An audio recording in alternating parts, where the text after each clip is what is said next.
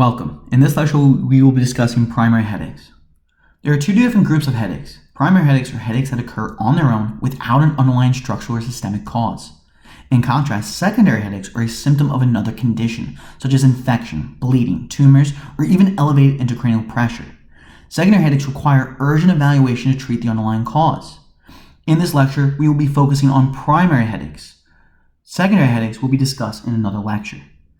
As already mentioned, primary headaches are headache disorders that occur independently, meaning that they are not caused by another underlying medical condition.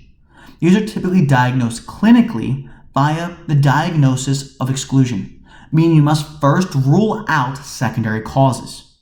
Now, there are different types of primary headaches, and each type typically presents the same way each time. In the purposes for exam day, primary headaches typically follow a general rule. They typically have a reproducible pattern with typical features. They present the exact same way each occurrence, and they are not associated with any other red flag signs. But what exactly are those red flag signs? The 2 SNOOP4 criteria is a mnemonic used to identify red flags that suggest a headache may be secondary to an underlying condition rather than a primary headache. It has 2 S's, hence the 2 before the S, and 4 P's.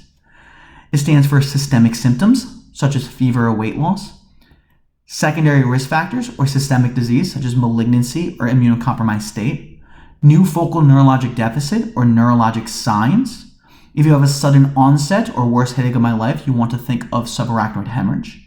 If you have a new headache in an older individual, first-time headache above the age of 50 years old, or older age at onset, that is also a concern. If an individual has a known primary headache, but the presentation or the pattern has changed, that is also concerning. Papilledema describes elevated intracranial pressure and is a red flag. If the headache is positional, worse with lying flat, valsalva or bearing down or coughing, this is also concerning. And then headaches that occur during pregnancy or in the immediate postpartum area is also extremely concerning for red flag signs. Now, when none of these features are present, it supports a diagnosis of primary headache. However, if any of these red flags are present, further workup with neuroimaging and sometimes labs or even lumbar puncture is needed to rule out dangerous underlying pathology. The primary headaches that we talk about today will not have any of these red flag signs. These will be the 4 primary headaches that we discuss in this lecture. Let's first begin with tension headaches. Tension headaches are the most common cause overall of headaches. This is thought to be due to an increase in muscle tension and typically arises during times of stress, such as an exam coming up, moving to a new area, starting a new job, or even being a new parent. For all of these headaches, it's important to know the time frame or how long these headaches may last. Typically, tension headaches last longer than 30 minutes, but we usually see them more so between the 4 to 6 hour mark. If they are not treated appropriately, they can last up to 7 days until they self-resolve. Now, the presentation of tension headaches is unique, and diagnosis requires at least 2 of the following 4. It must be bilateral. It is one of the only primary headaches, and the only primary headaches discussed here today that presents bilaterally. It is also mild to moderate in discomfort. This means that this is a not disabling headache. This individual can go to work, go to school, take their exams. It is not preventing them from doing thus. It also does not worsen with exercise or activity, and it is described as tightening or band-like distribution, typically starting around the forehead and wrapping back to the posterior aspect around the occipital areas as well. Now, there are some things that can present with tension headaches that can confuse you for exam day. So, tension headaches can have either phonophobia, sensitivity to sound, or photophobia, sensitivity to light, but it cannot have both. If you see both phonophobia and photophobia on exam day, you want to think of another primary headache, migraine headache, which we will talk about in the upcoming slides, or perhaps secondary headaches. It also does not have nausea or vomiting. Now, there are some physical exam findings that we can see with tension headaches. We can typically see tightness or even spasming of the neck or occipital area, and this has to do with the believed muscle tension pathology that is thought to cause tension headaches, as we can see in this diagram. Now, a memory aid to help remind you of the presentations of tension headaches is with the mnemonic tension. T is for two-sided or bilateral, E for episodic, N helps to remind you that this is not pulsatile, S as stress is the trigger or the primary trigger, I is the intensity is mild to moderate, O for occipital pain, and then N is for no nausea, no vomiting, and no photophobia and phonophobia. You can either have one or the other, but not both together. Now, like most other primary headaches, this will be diagnosed clinically after ruling out red flags, after ruling out secondary causes. The treatment will be in the acute setting, NSAIDs or acetaminophen. You'll see that this is a general rule of thumb for treating mild to moderate pain presentations. And the preventative treatment will typically be with tricyclic antidepressants or TCAs, such as amitriptyline or nortriptyline. The adverse effects is very important to know for these medications, which you can typically remind yourself with the tri-C side effects, where C stands for coma, convulsions, and cardiotoxicity, or altered mental status, seizures, and or arrhythmias. Now let's compare this to migraine headaches. This is the most common cause of clinical presenting headache, an individual that is seen in clinic or at a primary care provider. This is because migraine headaches are, by definition, described as debilitating. The pathology is thought to be due to activation of something known as the trigeminal vascular reflex. The thought is you released substance P, CGRP, and or vasoactive peptides. And these neuropeptides can cause vasodilation, plasma leakage, and even mast cell degranulation within the meningeal vessels, leading to inflammation. This inflammation activates trigeminal nerve 5, cranial nerve 5 to the trigeminal nerve, which then activates the meninges, which is your primary pain receptors, telling you that you have a headache. Now, as always, it's important to know the time frame as well, and migraine headaches typically last somewhere between 4 to 72 hours. And that's important to distinguish this from perhaps tension headaches, which can last longer than this. Now, the presentation is more commonly seen in females, and you sometimes have a repetitive trigger. Sometimes this trigger can be stress, but we can also see other things such as the changes in weather, poor sleep, odors, or even sometimes bright lights can cause an onset of migraine headaches. Now, similarly to tension headaches, this requires at least 2 of the following 4 for diagnosis. And hopefully, as I list these, you can compare this to tension headaches, and you can see how they're completely opposite based off diagnostic criteria. Migraine headaches are unilateral, typically in the temporal area. Unilaterally, typically located right here above the ear. This will be moderate to severe in pain or disabling. This individual will not be able to get out of their house, will not go to work, will not go to school. It is typically worse with exercise and is described as pulsating. Now, or even sometimes pounding. Now, this is completely opposite of tension headaches.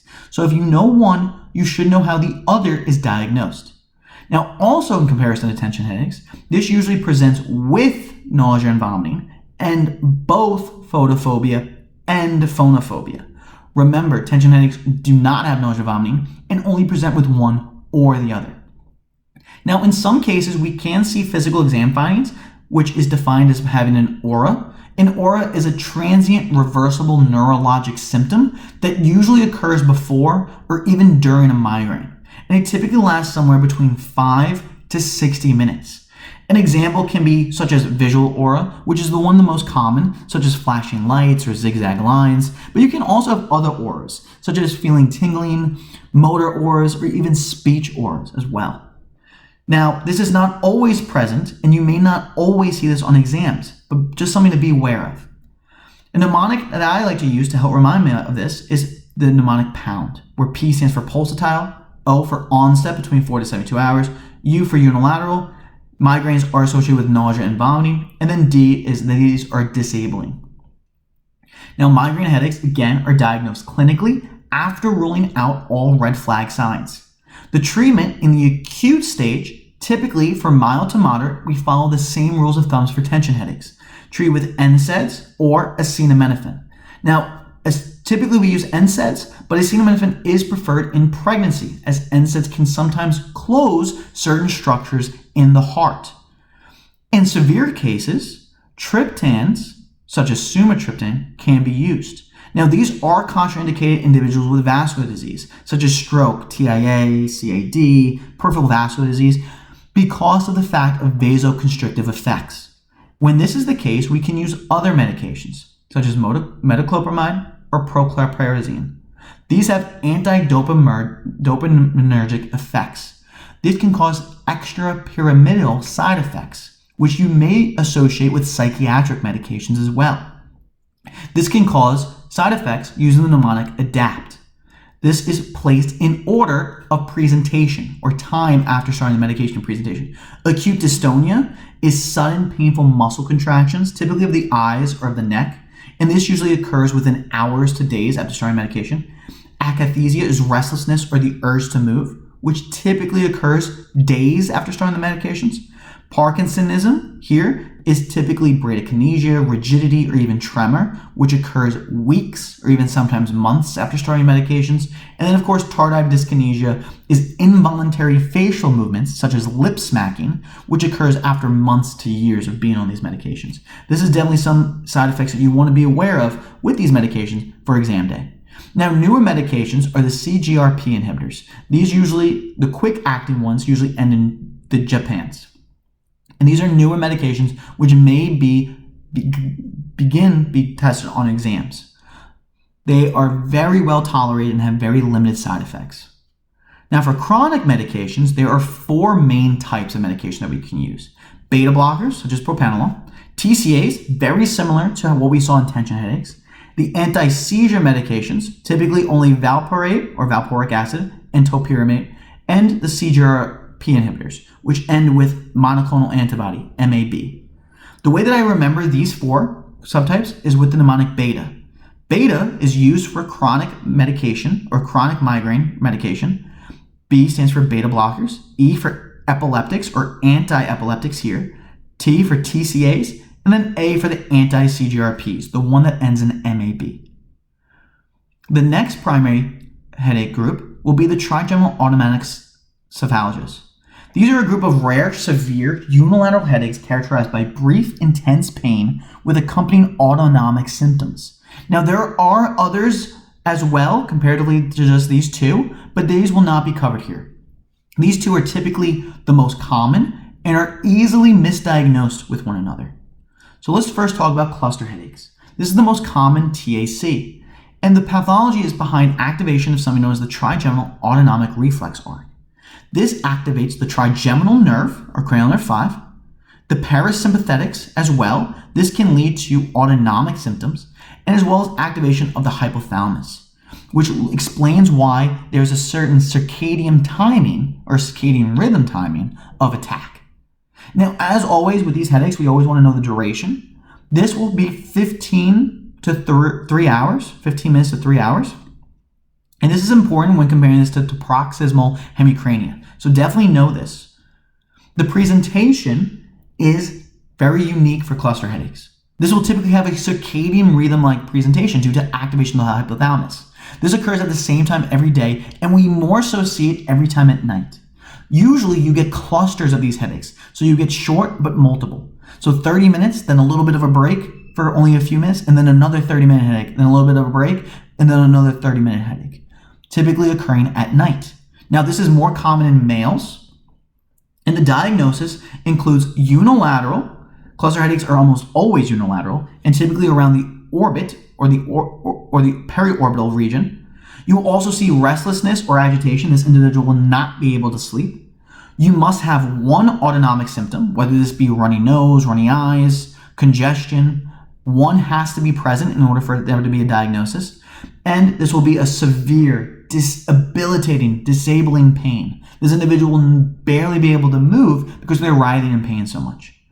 In unique cases, and for the purposes of exams, you may see Horner syndrome. This is the only primary headache that can present with Horner syndrome, which will be constricted eyes or constricted pupils, droopy eyes, ptosis, and anhidrosis, lack of sweat on the ipsilateral side.